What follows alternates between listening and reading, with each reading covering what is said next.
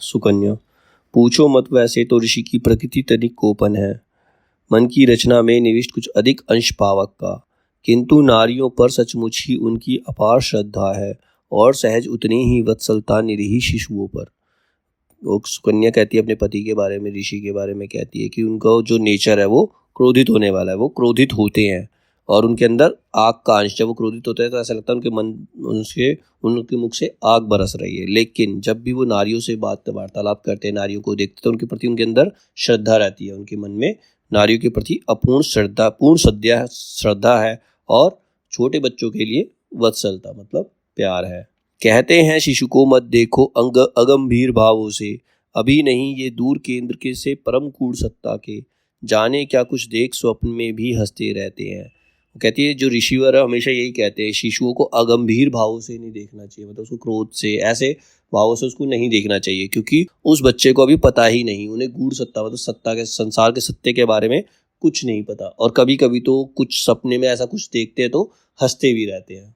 तो ये वो अपने पति के बारे में बताती है। वो शात भेद जो खुला नहीं अब तक रहस्य ज्ञानी पर, अनायास ही उसे देखते हैं यह सहज नयन से, क्योंकि दृष्टि पर अभी ज्ञान का किंचुल नहीं चढ़ा है। मतलब ऐसा हो सकता है जब वो सपना देखकर हंसते हैं तो ऐसा हो सकता है कि कोई ज्ञान रहस्य है जो अभी तक खुला नहीं है, उस रहस्य को देखकर वो स्वप्न में भी हंसते हैं, जिस पर अभी ज्ञान का किंचुल, ज्ञान की परत नहीं चढ़ी है। मतलब लोगों के सामने जो नहीं आया वो पहले से देख लेते हैं और उसको देखकर वो हंसते हैं स्वप्न में। जिसके भी भीतर पवित्रता जीवित है शिष्टता की, उस अदोष नर के हाथों में कोई मैल नहीं है। मतलब जो ऋषि हैं उनके अंदर छोटे बच्चे जैसी निर्मल, उनका जो हृदय है छोटे बच्चे जैसा निर्मल है, उसके अंदर एक पवित्रता है, जैसे कि छोटा बच्चा बिल्कुल निर्दोष होता है, उसके मन में कोई पाप नहीं होता, ऐसे ऋषि के मन में भी कोई पाप नहीं है, उनके हाथों में कोई मैल नहीं है। जब उर्वशी यहाँ आई थी पुत्र प्रसव करने को, ऋषि ने देखा था उसको, कहा क्या कहूँ किस ममता से, और रात के समय कहा चिंतन गंभीर गिरा में, सुबह त्रिया का जन्म ग्रहण करने में बड़ा सुयस है, चंद्रा हत कर विजय प्राप्त कर लेना वीर नरों पर, बड़ी शक्ति है सुचिस्मिते शूरता इसे कहता हूँ। वो कहते जब उर्वशी जब यहाँ आई थी, जब वो उसको प्रेग्नेंट थी, अपने बच्चे को जन्म देने के लिए जब वो यहाँ आई थी, तो ऋषि ने उसे एक ममता भरी नज़रों से देखा था, प्यार भरी नज़रों से, ममता की नज़रों से एक पुत्री के समान उसको देखा। और रात के समय में चिंतन में उन्होंने कहा कि जो औरत है जब वो किसी बच्चे को जन्म देती है तो ये बहुत ही सुयश का कार्य होता है, ये उसके लिए बहुत बड़ा कार्य होता है। मतलब इसका मतलब ये नहीं, मतलब वीर नरों पर विजय प्राप्त करने से भी बड़ा कार्य है किसी बच्चे को जन्म देना, इसमें सबसे बड़ी शूरता है। और नारियों में भी स्थल गर्भिणी सत्रशीला को देख मुझे सम्मान पूर्ण करुणा सी हो आती है, कितनी विवश किंतु कितनी लोकोत्तर वह लगती है। मतलब जब कोई स्त्री अपने बच्चे को जन्म देती है तो उससे पवित्र कोई नहीं लगता, उससे अच्छा, उससे बड़ा वीर, उससे बड़ा शूरवीर, उससे ज्यादा पवित्र कोई और नहीं हो सकता। देह कांति प्रतिमा युक्त गति नहीं पदों के वश में, चल लेती है किसी भांति पीवर उस मेघाली सी, जो समुद्र का जल पीकर मंथर डगमगा रही हो। मतलब जो बच्चे को जन्म देने वाली होती है उसकी देह कांति होता है, जो शरीर, जो उसकी सुंदरता होती है, जो उसकी चमक है वो चली जाती है, ठीक है, वो मंद पड़ जाती है, उसके पैर भी सही से पड़ते नहीं है, अपने वश में नहीं रहते हैं, वो ढंग से चल भी नहीं पाती, पैर डगमगाते हैं, लेकिन फिर भी वो एक शिशु को जन्म देती है। आकृति ओप विहीन किंतु वह रहित नहीं भावों से, फिर भी कोई रंग देर तक ठहर नहीं पाता है, विवशा के वश में मानो अब ये उर्मिया नहीं है। मतलब जब बच्चे को जन्म देती है एक स्त्री तो उसकी जो आकृति होती है, जो उसका शरीर का ढांचा होता है वो एक लेवल में नहीं रहता, मतलब उसकी आकृति भी बिगड़ जाती है। जब वो बच्चे को जन्म देती है उसकी आकृति भी बिगड़ जाती है, उसकी सुंदरता ज़्यादा देर तक नहीं रहती है, ऐसा लगता है कि जो उसकी सुंदरता थी वो अब उसके वश में नहीं है। दृढ़ हो जाते वक्र या की बाहर मन के बंधन से, देख नहीं पाती जैसे देखना चाहती है वे, यही बेबसी मुख पर आकुलता बन छा जाती है। मतलब वो ऐसी हो जाती है उस टाइम पर जब वो प्रेग्नेंट होती है एक औरत, तो ऐसी हो जाती है कि उसके जो मन है किसी बंधन से बंध जाता है, वो जैसा लोगों को देखना चाहती है वैसे देख नहीं पाती, मूड स्विंग्स होते हैं, ऐसा कुछ है। और उसकी जो बेबसी होती है, और उसकी जो बेबसी उसके चेहरे पर साफ झलकती है कि वो जो करना चाहती है वो नहीं कर पाती उस टाइम पे। निस्सहाय उद्रस्त भविष्य के अधीन वह दीना, किस प्रकार रख सके भला अपने वश में अपने को, जो चाहता भविष्य वक्र वक्र पर वही भाव आते हैं, मानो जो ले जन्म कभी तुतली वाणी बोलेगा, लगा भेजने वह अजात तुतले संकेत अभी से, सत्यवती नारी अकंटन पट है भविष्य के कर का। जो एक जो स्त्री जब प्रेग्नेंट होती है, जब एक बच्चे को जन्म देने वाली होती है, तो उसका जो भविष्य होता है वो मतलब वो भविष्य के अधीन हो जाती है। मतलब जो समय उससे करवाता है वो उस वक्त वही कर सकती है, अपने वश में उसका कुछ भी नहीं रहता। उसके मन में अलग अलग भाव आते हैं, अलग अलग भाव रहते हैं उसके मन में, और बस उस वक्त यही सोचती है कि कोई बच्चा जब जन्म लेगा तो तुतली वाणी में कैसे बोलेगा, यही सोचकर वो प्रसन्न होती है। एक गर्भवती महिला के हाथ में इस पृथ्वी का भविष्य होता है। उस वक्त जो बच्चा जन्म लेने वाला है वो उस पृथ्वी का भविष्य है, उसके हाथ में उस पृथ्वी का भविष्य उस वक्त है। कितनी सह यातना पालती त्रिया भविष्य जगत का, कह सकता है कौन पूर्ण महिमा इस तपश्चरण की। मतलब एक जो त्रिया, एक स्त्री जो है, कितनी यातना, कितनी दर्द को झेलती है भविष्य में बच्चे को जन्म देने के लिए, इस पृथ्वी के भविष्य को जन्म देने के लिए कितनी वो यातना सहती है। उसकी महिमा को कोई भी पूर्ण नहीं कर सकता। उसकी जो इस पवित्र महिमा है उसको कोई भी पूर्ण नहीं कर सकता। और प्रसूता के समीप से जब महर्षि आए थे, बोले थे उर्वशी अभी देखा कैसी लगती थी, पड़ी हुई निस्तब्ध समित पीड़ा की शांत कुहू में। जब उसके पास होकर आए महर्षि, तब उन्होंने मुझसे कहा था कि उर्वशी कैसे निस्तब्ध, मतलब बेहोश पड़ी हुई है, वो शांत है बिल्कुल। तट पर लगी अचल नौकासी जो अदृश्य में जाकर दृश्य जगत के लिए सार्थ जीवन का ले आई हो, और रिक्त होकर प्रभाव से अब अचेत तंद्रा में याद कर रही हो धुंधली बातें अदृश्य के तट की। मतलब वो एकदम अचेत है, उसको कोई होश नहीं है। मतलब वो अपनी पुरानी यादों को याद कर रही है, क्योंकि उसे एक बच्चे को जन्म देना है। वो इस दृश्य में, इस जगत में एक नया दृश्य, एक नया जीव लाने के लिए बेहोश पड़ी है, और उसमें वो अपने पुराने दिनों को याद कर रही है। बांध रहा जो तंतु लोक को लोकत्तर जगती से, उसका अंतिम छोर न जाने कहाँ अदृश्य छिपा है। दृश्य छोर है किंतु यहाँ प्रत्यक्ष त्रिया के उर में। मतलब ऐसा लग रहा है कि तंतुलोक, मतलब उसके गर्भ में एक बच्चा जुड़ा हुआ है, उसके गर्भ से एक बच्चा जुड़ा हुआ है। इस जगती का एक पार्ट, इस जगत का एक पार्ट उसके तंतु से जुड़ा हुआ, जो अभी अदृश्य है, लेकिन भविष्य में वो दृश्य भी होगा। वो इस नारी के उर में प्रत्यक्ष है।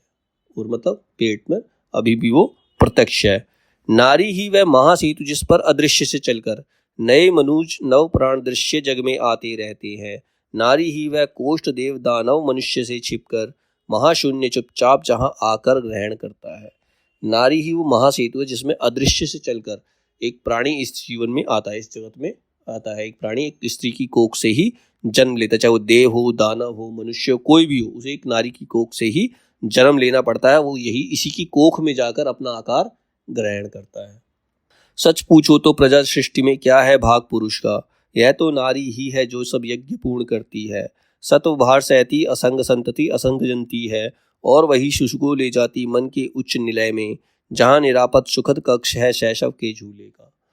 कहता है इस प्रजा की सृष्टि में, इस संसार को बनाने में पुरुष का कोई हाथ नहीं है, पुरुष का कोई रोल नहीं है। ये नारी ही है जो सारे यज्ञ को पूर्ण करती है। बिना नारी के यज्ञ नहीं हो सकता। पुराने जमाने में ये कहा जाता था कि अगर कोई व्यक्ति यज्ञ करना चाहता तो उसे अपनी पत्नी को अपने साथ रखना पड़ेगा, उसके बिना उसका यज्ञ पूर्ण नहीं हो सकता। तो इस सृष्टि का यज्ञ भी जो है, महायज्ञ भी हो, ये नारी के बिना पूर्ण नहीं हो सकता, क्योंकि नए जीवन को लाने में नारी का सबसे बड़ा हाथ होता है। वही एक शैशव को, बचपन को अपना झूला प्रदान करती है, वही उसे सिखाती है। उसे एक तो जन्म देना अलग चीज है, लेकिन जन्म देने के बाद भी माता ही उसको अपने बच्चे शिशु को आगे बढ़ना सिखाती है।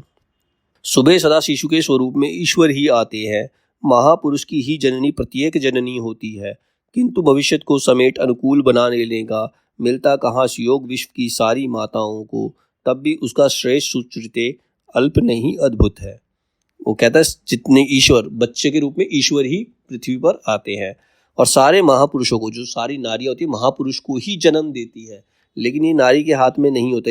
ये जो सुयोग है सारी माताओं को प्राप्त नहीं होता, क्योंकि भविष्य में जाकर कोई पुरुष लायक बनता है, कोई नालायक भी बन जाता है।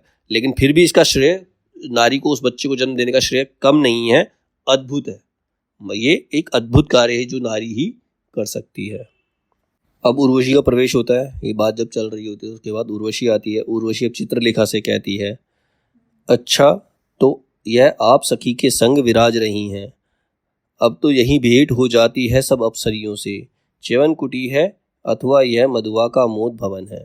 अब वो चित्रलेखा को देखकर कहते तो ये आप मेरी सखी के संग आप यहाँ विराज रही है। अब सारी अप्सरियाँ जो है, अप्सराएं जो हैं, सब यहीं आ जाती, सबसे मेरी उनकी यहीं भेंट हो जाती है। ये च्यवन की कुटी नहीं, ऐसा लगता है कि ये च्यवन की कुटी नहीं है, ये मोद भवन है, मतलब स्वर्ग का मोद भवन है जहाँ पर सारी अप्सराएं आकर मिल लेती हैं। चित्रलेखा। मोद भवन हो भले सुकन्या का यह, पर अपना तो राजभवन है जहाँ कल्पना और सत्य संगम से मनुजों का अगला शशांक वंशी नरेश जन्मा है। हम अप्सरा किंतु आर्य किस मानव की बेटी है। वो कहती है मुँह तुम्हारे लिए मूद भवन हो, ये सुकन्या का मूद भवन भले ही हो, लेकिन यहाँ पर ये हमारे लिए तो राजभवन ही है, क्योंकि यहाँ पर जो अगला शशांक वंशी नरेश, मतलब एक अगर पृथ्वी का अगला राजा यहाँ, अब पृथ्वी के अगले राजा ने यहाँ पर जन्म लिया है। हम अप्सराएं हैं लेकिन हम किसी मानव की बेटी नहीं है। उर्वशी। बेटी नहीं हुई तो क्या, अब माँ तो हूँ मानव की, नहीं देखती रतनमयी को कैसा लाल दिया है। वो कहती मैं किसी मानव की बेटी नहीं हूँ तो क्या हुआ, लेकिन मानव की माँ तो बन गई हूँ मैं, एक मानव की माँ बन गई हूँ। अब इसको देखकर देखो, तुम्हें नहीं दिखता कि मुझे कैसा पुत्र प्राप्त हुआ है। चित्रलेखा। कौन कहे जो तेज चमकता है इसके आनंद पर, प्राप्त हुआ हो इसे अंश वह जननी नहीं जनक से। अब चित्रलेखा कहती है ये तो कोई नहीं कह सकता कि इसके मुख पे जो चमक है वो तुमसे मिली है या पुरुरवा से, राजा पुरुरवा से मिली है। इसके पिता की चमक है इसके चेहरे पर या इसकी माता की है। उर्वशी। अरे देखती नहीं लाल की नन्ही सी आंखों में, अभी तो सुस्पष्ट स्वर्ग के सपने झलक रहे हैं। टकुर टकुर संतुष्ट भाव से कैसे ताक रहा है, मानो हो सर्वज्ञ सर्वदर्शी समर्थ देवों सा। तुम्हें दिखाई नहीं देता कि इसकी छोटी छोटी आंखों में स्वर्ग के सपने दिखाई दे रहे हैं। ये अपने शांत भाव से किस प्रकार से हमें देख रहा है, ऐसे लगता है कि इसे सब कुछ ज्ञात है, सब कुछ देख सकता है, जब देवों के समान सब कुछ देख सकता है ये। सुकन्या। सखी। तुम्हारा लाल अभी से बहुत बहुत नटखट है, देख रही हूँ बड़े ध्यान से जब से तुम आई हो, तुम पर से इस महाधूर्त की दृष्टि नहीं हटती है। लो छाती से लगा जुड़ाओ इसे त्रिषित हृदय को, जो भी करूँ दुष्ट मुझको अपनी माँ क्यों मानेगा। कहती तुम जब से आई हो, तुम्हारा पुत्र जो है बहुत ही ज्यादा नटखट है, जब से तुम आई हो ये सिर्फ तुम्हें ही देख रहा है, तुम्हारे चेहरे से इसकी नजर नहीं हट रही है। मैं इसको अपनी छाती से लगाती हूँ, अपने हृदय से लगाती हूँ, लेकिन ये दुष्ट, ऐसा दुष्ट है जो मुझको अपनी माँ मानता ही नहीं है। ये तुम्हें देखकर ही इसकी दृष्टि तुम पर ही लगी हुई है। उर्वशी। अरी जुड़ाना क्या इसको, ला दे इस हृदय कुसुम को, लगा वक्ष से स्वयं प्राण तक शीतल हो जाती हूँ। कहती है इसको जुड़ाव की कोई जरूरत नहीं, तुम मुझे, मेरा पुत्र मुझे दो, मैं अपने हृदय से लगाऊंगी ताकि मेरे प्राण को शीतलता प्राप्त हो। सुकन्या की गोद से बच्चे को लेकर वो हृदय से लगा लेती है उर्वशी। गर्भ में लिए इसे कल्पना श्रृंग पर चढ़कर, किस सुरमय उत्पंग स्वम को मैंने नहीं छुआ था।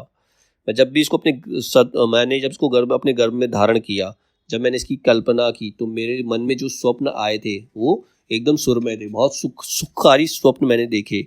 यही चाहती थी समेट कर पीलू सूर्य किरण को, विदु की कोमल रश्मि तारकों की पवित्र आभा को, जिससे ये अपरूप अमर ज्योतियां गर्भ में जाकर समा जाए इसके शोणित में हृदय और प्राणों में। मैं यही चाहती थी कि मैं सारे, मतलब राजा पुरुरवा के प्रेम को इस तरह से स्वीकार करूं कि उसकी जो सारी किरणें हैं, जो भी उनका अंश है, वो मेरे गर्भ में जाकर रुक जाए।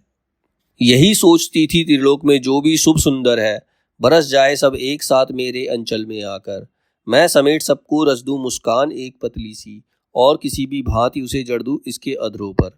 मैं यही सोचती थी कि त्रिलोक में, इस पूरे सृष्टि में जो भी सुंदर है, जो भी शुभ है, वो मेरे आंचल में आकर सिमट जाए और उसको मैं एक पतली सी मुस्कान बना करके अपने पुत्र के अधरों पर, होठों पर सजा दूं। सबका चाहा भला की इसके मानस की रचना में, समावेश हो जाए दया का सभी भली बातों का। मतलब मैंने सबका भला चाहा, मैंने किसी का बुरा नहीं चाहा, ताकि मेरे पुत्र के अंदर सबकी दया मिले, सबकी अच्छी बातें मिले, मेरे पुत्र को किसी की बद्दुआ ना मिले। विनय सुनाती रही अगोचर निराकार निर्गुण को, भूण पिंड को परम देव छू दे अपनी महिमा से।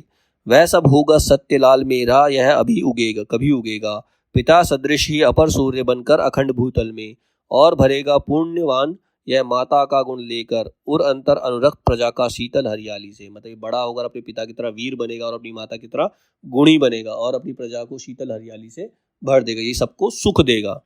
जब होगा यह भू प्रचुर धन्यवती भू होगी, रोग शोक प्रताप पाप वसुधा के घट जाएंगे, सब होंगे सुखपूर्ण जगत में, सबकी आयु बढ़ेगी, इसलिए तो सखी अभी से इसे आयु कहती हूँ।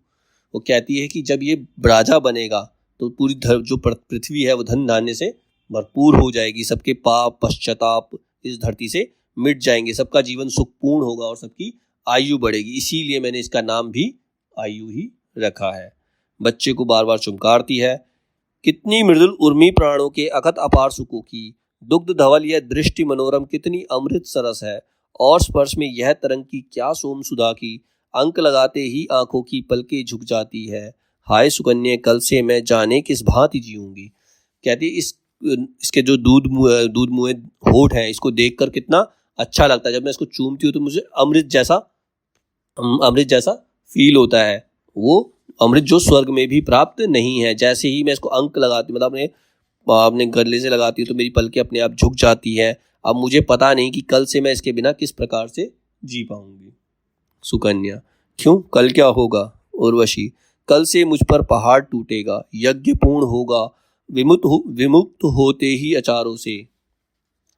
कल अवश्य ही महाराज मेरा संधान करेंगे और न क्षण भर कभी दूर होने देंगे आंखों से।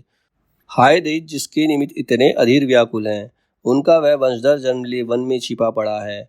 और व्यवस्था यह तो देखो, मैं अभागिनी नारी दिखा नहीं सकती सुत का मुख अपने ही स्वामी को, ना तो पुत्र के लिए स्नेह स्वामी का तस सकती हूँ। भरत शाप जितना भी कटु था, अब तक वह वर ही था, उसका दाहक रूप सुकन्या अब आरंभ हुआ है। तो कहती है कि मैं इतनी अभागिनी नारी हूँ, उनका मैंने अपने पति के पुत्र को जन्म दिया, लेकिन मैं उनको दिखा नहीं सकती, और पुत्र प्रेम के लिए अपने पति को छोड़ भी नहीं सकती।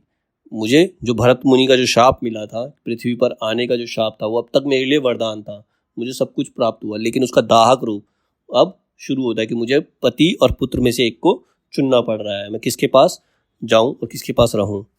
सुकन्या महाक्रूर कर्मा को विदिया भरत बड़े दारुण है, यह भी क्या वे नहीं जानते संतति के आने पर पति पत्नी का प्रणय और भी दृढ़तर हो जाता है। बाला रहती बंधी मृदुल धागों से शिरीष सुमन के, किंतु अंक में तनय पयश के आते ही अंचल में वह शिरीष के तार रेशमी कड़ियां बन जाते हैं। और कौन है जो तोड़े झटके से इस बंधन को, रेशमा जितनी ही कोमल उतना ही दृढ़ होता है। कौन भामनी है जो अंगज पुत्र और प्रियतम में किसी एक को लेकर सुख से आयु बिता सकती है। कौन पुरंदरी तज सकती है पति के लिए तनय को, कौन सती सुत के निमित्त स्वामी को त्याग सकेगी। अब सुकन्या कहती है, सुकन्या जो ऋषि च्यवन की पत्नी है, कि वो जो भरत मुनि है वो इतने दुष्ट, मतलब इतने क्रूर भी नहीं हो सकते कि क्या वही नहीं जानते कि जब एक स्त्री अपने पुत्र को जन्म दे देती है तो उसका जो पत्नी का प्रेम होता है और भी ज़्यादा दृढ़ हो जाता है। जब एक स्त्री संतान को जन्म देती है तो पति पत्नी का प्रेम और ज़्यादा बढ़ जाता है।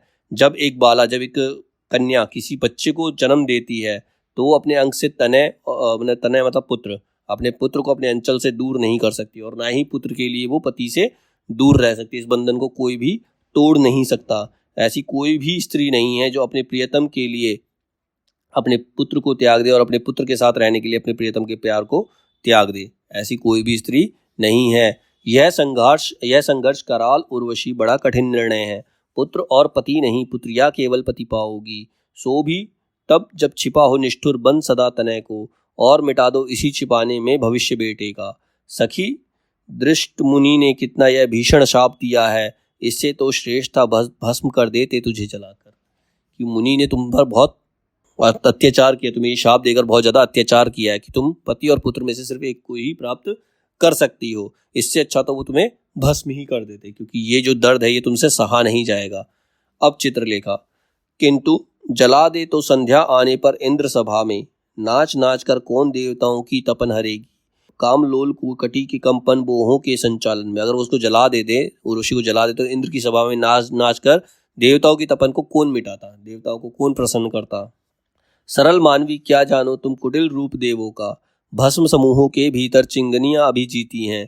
सिद्ध हुए पर सतत चारणी तरी मनी मीन केतन की, अभी भी मंद मंद चलती है श्रमित रक्त धारा में। सहे मुक्त प्रहरण अनंग का दर्प कहाँ वह तन में, विबुध पंचचर के बाणों को मानस पर लेते हैं। वश में नहीं सुरों के प्रस्मन सहज स्वच्छ पावक का, ये भोगते पवित्र भोक्त औरों की वहीनी जगाकर। मतलब तुम्हें नहीं पता जो देवता हैं वो कैसे हैं। वो दूसरों को जलाकर दूसरों की आग में खुद को संतुष्टि प्रदान करते हैं। खुद को मतलब अपने सुख के लिए किसी और को दर्द दे सकते हैं, लेकिन दूसरों के सुख के लिए खुद दर्द नहीं लेते हैं। वो कहते हैं अप्सरा बचे यौवन हर प्रसव व्यथा से, और अप्सराएं इस सुख से बचती भी रहती हैं, क्योंकि कहीं बस गई भूमि पर वे माताएं बनकर। रस लोलुप दृष्टियां सिद्ध तेजो निधान देवों की, लौटेंगी किनके कपोल गिरवा उर के तलपों पर। वो ये चाहते हैं, जो देवता वो ये चाहते हैं कोई भी अप्सरा अपने यौवन को खराब ना करे, बच्चे को जन्म देकर अपना यौवन बर्बाद ना करे। अगर अप्सराएं माता बनकर पृथ्वी पर बस गई, इनका एंटरटेनमेंट कौन करेगा? इन देवताओं के लिए कौन होगा? हम कुछ नहीं रंजिकाएं हैं मात्र अभुक्त मदन की। मदन मतलब जो हमारे कामदेव का रूप है उनके लिए। हाय सुकन्या, नियति शाप से ग्रसित अप्सराओं की कोई भी तो नहीं विषम वेदना समझ पाता है। सुकन्या ये बात सुनो, ये हमारी नियति है। अप्सराओं की व्यथा को कोई भी नहीं समझ पाता है, ये हमारी नियति ही है, हमें शाप को झेलना पड़ता ही है। सुकन्या अब उर्वशी जी कहती है, तो यह दारुण नियति क्रीडित कब तक चलता जाएगा? कब तक तुम इस भांति नित्य छिपकर वन में आओगी? सुत को हृदय लगा क्षण भर मन शीतल कर लेने को, और आयु कुछ कह सकती हो कब तक यहाँ रहेगा? हे भगवान, उर्वशी पर यह कैसी विपद पड़ी है? तो कहती है, इस दारुण नियति मतलब जो तुम्हारी नियति है, तुम्हारा कब तक इसकी ये चलेगा? कब तक तुम अपने पुत्र से छुप छुप कर मिलोगी? कब तक तुम उसको अपने अंक से लगाकर क्षण भर की शीतलता प्राप्त करोगी? और ये कब तक चलेगा? तुम पर ये कैसी विपदा आई है? उर्वशी, आने को तो शायद आज तक यह अंतिम ही आना है, कल तो फिर लौट पड़ेगी वही सरणी जीवन की। दिन भर रहना संग संग प्रेतम के जहाँ रहे वे, और बिता देना समग्र रजनी उस प्रणय कथा में, जिसका कहीं ना आदि ना तो मध्यावसान होता है। तब भी जाने विरह आयु का कैसे झेल सकूंगी। हाय पुत्र, तू क्यों आया था उसके बंधे उदर में, अभिशप्ता जो नहीं प्यार माँ का भी दे सकती है। अब उर्वशी कहती है, आने की बात छोड़ो, मैं ये ऐसा लगता है कि आज मैं अंतिम बार ही इससे मिलने आई हूँ। इसके बाद तो मेरे जीवन में वही चलेगा, मैं अपने प्रियतम से मिलूंगी, उसके साथ रहूंगी, जिसमें कोई मध्यावसान मतलब कोई इंटरवल नहीं होता, कोई एंड नहीं है, जिसका अब मुझे समझ नहीं आता कि मैं आयु बिछोह को, उसकी विरह को कैसे झेल पाऊंगी। तो वो कहती है कि मेरे उदर में आया ही क्यों? ऐसी माँ के गर्भ से इसने जन्म क्यों लिया जो उसको माँ का प्यार भी नहीं दे सकती। मैं निमित्त ही रही सुकन्या इस अबोध बालक की, तुम्हें छोड़कर निखिल लोक में और कौन माता है? केवल भ्रूण बहन, केवल प्रजनन मातृत्व नहीं है, माता वही पालती है जो शिशु को हृदय लगाकर। सखी दयामयी देवी शरण सुबह सबसे कल्याणी, मैं क्या कहूँ वंश से बिछड़ा कब तक आयु रहेगा। यहाँ धर्म की शरण तुम्हारे अंचल की छाया में, किंतु पिता ग्रह तो अवश्य ही उसे कभी जाना है, वह हो आज या कि कुछ दिन में या यौवन आने पर। कहती मैं तो निमित्त हूँ, मैंने तो केवल इसको जन्म दिया है। सुकन्या से कहती मैं तो केवल इसकी जन्म देने वाली माता हूँ, असली माता तो वो होती जो पालती है, उसको हृदय से लगाकर रखती है, और ये मुझसे बिछड़, ये कब तक अपने वंश से बिछड़ा रहेगा? इसी तो आखिरकार अपने पिता के घर जाना ही है, आज नहीं तो कल, नहीं तो ये बड़ा होकर अपने पिता के पास अवश्य जाएगा। अपना सुख तृणवत नगण्य है, उसे छोड़ सकती हूँ, किंतु पुत्र का भाग्य भूमि पर रह कैसे फोड़ूंगी। देना भेज उचित सब समझो मुझसे जनित तनय पर, जब ही पड़ेगी दृष्टि दैत की वज्र आन टूटेगा। गरज उठेगा भरत शाप में पराधीन पुतली सी, खिंची हुई क्षिति छोड़ अचानक स्वर्ग चली जाऊंगी। छूट जाएंगे अकस्मात वे सुख जिसके लालच में, जब से आई यहाँ कल्प कानन को भूल गई हूँ। कहती अपने कुछ सुख के लिए मैं अपने सुख को तो छोड़ सकती हूँ, लेकिन अपने पुत्र का भविष्य नहीं खराब कर सकती। अब उसको शाप ये था कि वो अगर अपने पति को बता देगी कि उसके पुत्र की माता है, तो उसी क्षण वो स्वर्ग चली जाएगी, उसे पृथ्वी छोड़कर स्वर्ग में जाना पड़ेगा। तो अपने पति से और पुत्र से दोनों से ही वो दूर हो जाएगी। तो कहेगी वो कहती है एक ना एक दिन तो इसको ये होना ही है, एक ना एक दिन तो भरत मुनि का जो शाप है वो सच होगा ही, और इसके लालच में अपने पुत्र का भविष्य खराब नहीं कर सकती। यह धरती यह गगन मृगों से भरी हरी अवटी है, यह प्रशीन यह वृक्ष स्वर्ग में बहुत याद आएंगे। झलमल झलमल शरित सलील वह उषा की लाली से, शस्यों पर बिचली बिचली आभा वह रजत कर्ण की, चहक चहक उठना वह विगो निकुंज पुंजों में। जब मैं स्वर्ग चली जाऊंगी तो यहाँ पर पेड़ों पर पक्षियों की चहचहाहट, वृक्ष, हरियाली, ये सारी चीज़ें मुझे बहुत याद आएंगी। स्वर्गवासिनी मैं श्रद्धा से नमस्कार करती हूँ, अविनश्वर सौंदर्य पूर्ण नश्वर इस महामही को। कितना सुख, कितना प्रमोद, कितनी आनंद लहर है, कितना कम स्वर्गीय स्वयं सुरपुर है इस वसुधा से। वो कहती है मैं इस वसुधा को, इस पृथ्वी को नमस्कार करना चाहती हूँ, क्योंकि इसके अंदर बहुत ज़्यादा सौंदर्य है। स्वर्ग में इसका आधा सौंदर्य भी नहीं है, वसुधा से आधा सौंदर्य भी स्वर्ग में नहीं है। दिन में भी अकंस्ट किसे मोहिनी प्रिया छाया को, ये पर्वत रसमग्न अचल कितने प्रसन्न लगते हैं।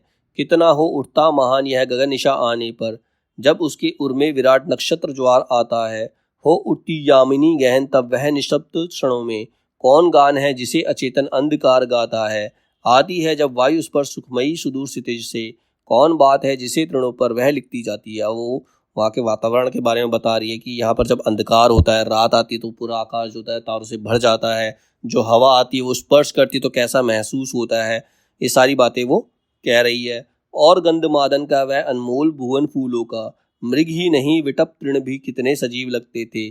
पत्र पत्र को स्वर्ण बना अटवी कैसे सुनती थी, सूक्ष्म मिनट चुपचाप हमारे चुंबन कल कुंजन का। झुक आती थी किस प्रकार डालियां हमें छूने को, शैल राज मानो सपने में बाहें बढ़ा रहा हो। किस प्रकार विचलित हो उठते थे प्रसून कुंजों के, मानो गंधपूर्ण सांसों से हमको पी जाएंगे। फेन फेन होती वह उर्मिल हरियाली शिखरों की, ज्वार भांत किस भांति बादलों को छूने उठती थी। कैसे वे तटनियाँ उछलती हुई सुडाल शिला पर हमें देख चलने लगती थी और अधिक इठलाकर। और हाय वह एक निर्झरी पर पिघले हुए सुकुत सी, तीर द्रुमों की छाया में कितनी भोली लगती थी। लगता था यह चली आ रही जिस पवित्र उद्गम से, वहीं कहीं रहते होंगे नारायण कुटी बनाकर। अब वो कहती गंधमादन का वह जो अनमोल भुवन जो फूलों से भरा हुआ है वो किस प्रकार हमें अच्छा लगता था। ऐसा लगता था कि जो वहाँ के पुष्प हैं वो अटवी हमें चुंबन करने के लिए हमारे पर झुकी आ रही हैं, जो बादल है हमें छूने के लिए तत्पर हैं, वो हमारे लिए हमारी तरफ ही उड़े आ रहे हैं। आ गंधमादन का वह सुख अंक प्रियतम का, गंधमादन मतलब जो भवन था उसका सुख, और प्रियतम का अंक, प्रियतम की गोद। सखी स्वर्ग में जो अलभ्य है उस आनंद मदिर का, इसी सरस वसुधा पर मैं शक्कर पान किया है।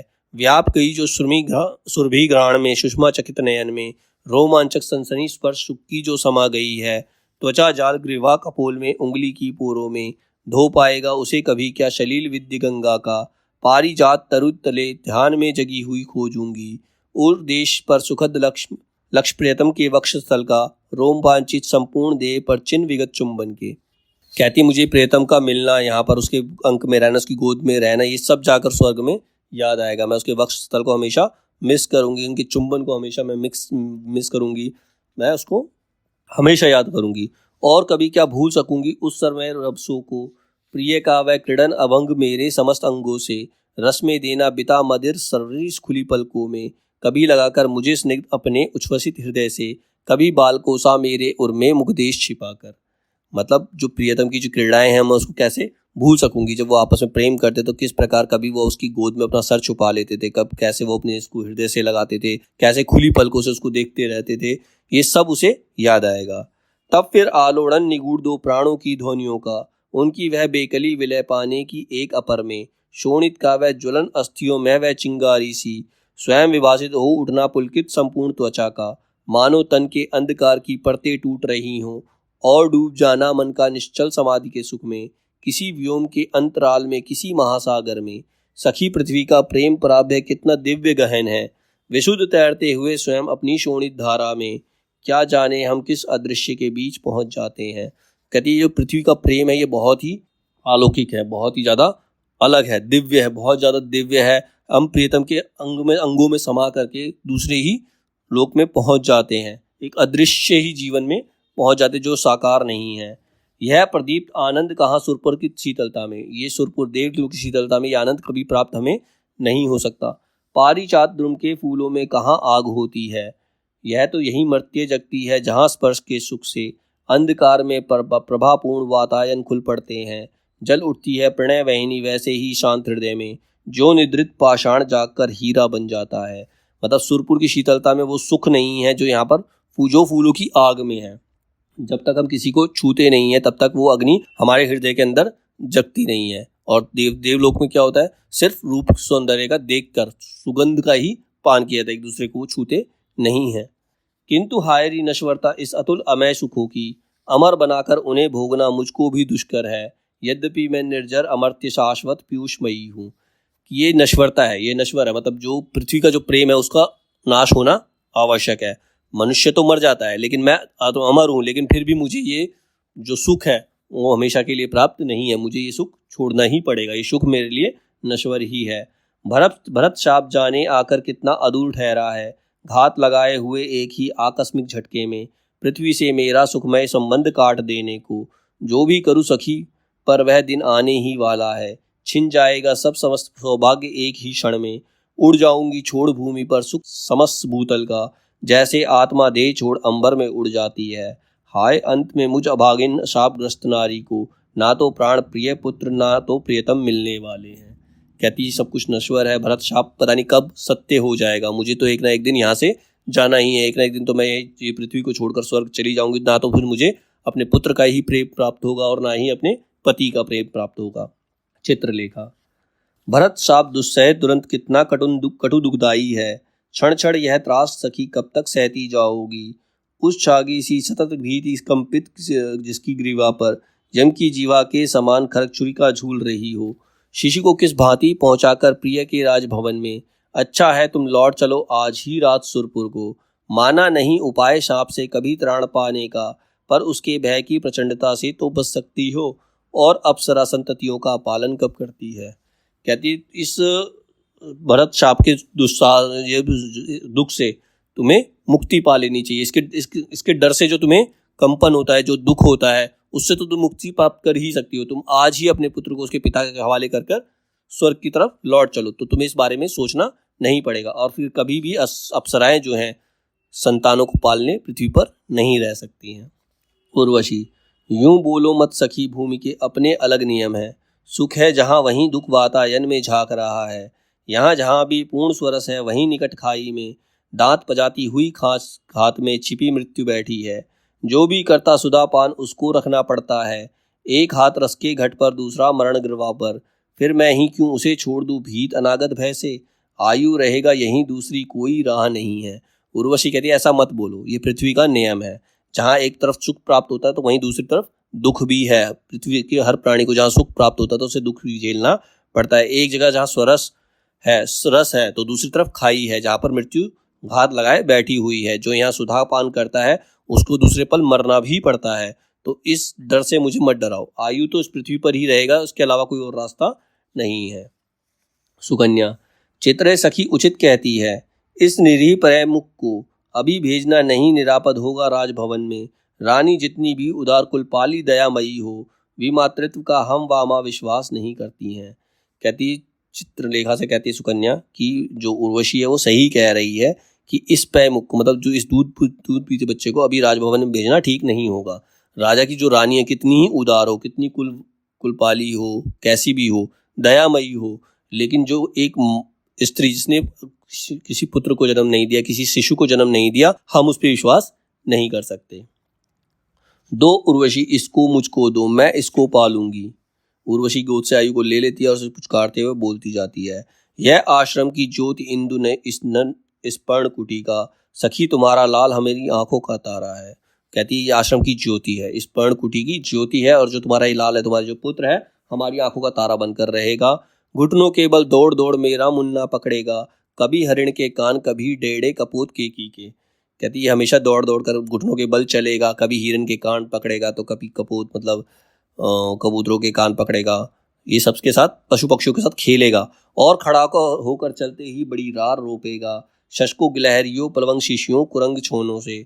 फिर कुछ दिन में और तनिक बढ़कर प्रतिदिन जाएगा, होम धेनुओं को लेकर गोचर अनुकूल विपिन में। जब ये और बड़ा हो जाएगा तो गायों को चराने के लिए ये जंगल भी जाएगा, और सांझ के समय चराकर उन्हें लौट आएगा, सिर पर छोटा बोझ लिए कुछ दर्द समिधा का।